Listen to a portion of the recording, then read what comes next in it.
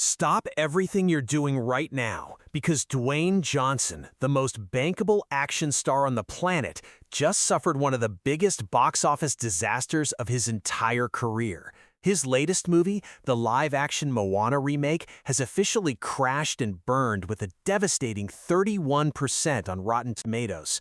And honestly, the way he's responding to this epic failure is even more shocking than the flop itself. If you haven't already, smash that subscribe button and let's get into this, because The Rock is in serious trouble. There's something about watching a Hollywood titan fall that hits different. In this one, it's brutal.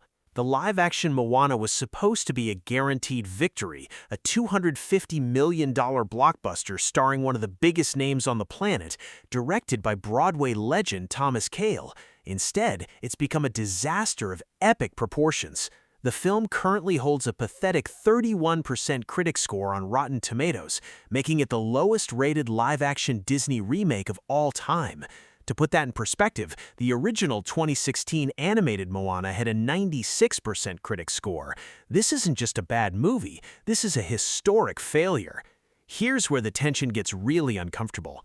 Not only did the critics savage the film, but audiences aren't exactly rushing to see it either.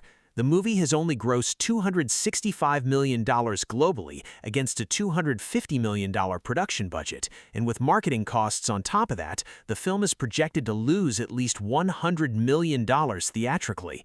One report called it a humiliation for The Rock. Another described his performance as an oddly lackluster and restrained, saying that at 54 years old, he was 3 decades too old to play Maui. Critics have slammed the film for its lack of originality and called it a creatively bankrupt cash grab. This isn't just a stumble, this is a full-blown crisis. But here's the moment that really got me.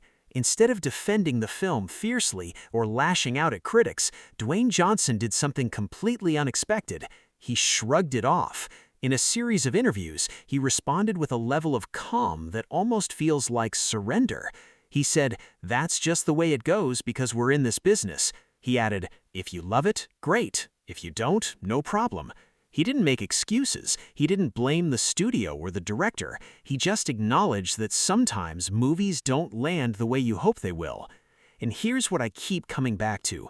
The Rock has had a string of box office disappointments recently. Black Adam, Red 1, and now Moana. His box office dominance is officially in question. But instead of panicking, he's choosing to focus on what mattered most to him, representing Polynesian culture on screen.